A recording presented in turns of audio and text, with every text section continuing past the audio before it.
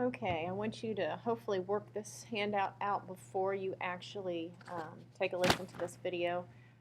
You should have watched videos 1 and 2. Hopefully you're seeing a pattern similar to demand. Everything is just the opposite once again because you are a supplier. You are the person who's making the product and hopefully making money out of this. So first, the law of supply um, states that as price goes up, as a supplier, the quantity that you're willing to make available for sale is going to go up. So the answer to that is D. It says that as the price of a good or service rises, the quantity supplied is going to go up or rise. Number 2, according to the law of supply, if the price of electric ranges, increases, and once again, this is the law of supply. They go in the same direction, price and quantity. So if our price of electric ranges is going up, then the quantity that we're willing to supply is going to go up. So that's B, the quantity supplied, not supply or demand, but the quantity, because all we've done here is changed price. Supply curve slopes upward, and once again, this is because of the law of supply. Suppliers of a good or service are likely to increase the quantity they are willing and able to supply if everything else is held constant, those ceteris paribus conditions. We're not changing anything else but price. And so I don't have a way to draw here, but our curve is going to slope upward. Okay, number 4, if the supply curve moves from S1 to S2, hopefully you remember that we have an increase in supply. At this price, this is how much the quantity we were willing to supply. Now we've just moved over and the quantity has gone from this point to this point. So we have an increase in supply. We did not change the price. Number 5, technology. Technology is one of those things that causes the curve to shift. And once again, we're not changing price. Ask yourself, is this a change in price? Is this a change in something else? So we have new technology. It's going to increase or shift outward the supply curve for automobiles. It's not going to be movement along because that's a change in price.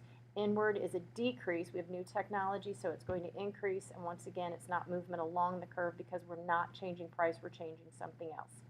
Number 6, a decrease in the supply of a product would most likely be caused by A, an increase in business taxes. Once again, we're not changing the price, but now it's more expensive for the business to make it because they are going to be charged this tax.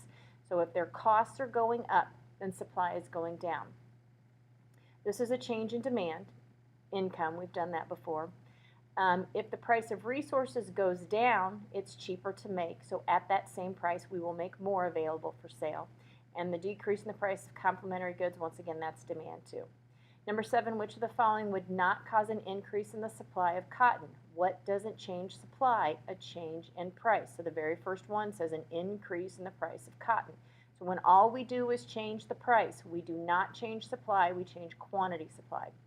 So this, if we have improvements in the art of producing it, because technology or something like that's going to increase. A decrease in the price of machinery and tools employed. This is a cost of production, and this is going to cause the supply to change. And this is the decrease in price of corn. I don't think we've talked about this, but this is a related good. So think about this.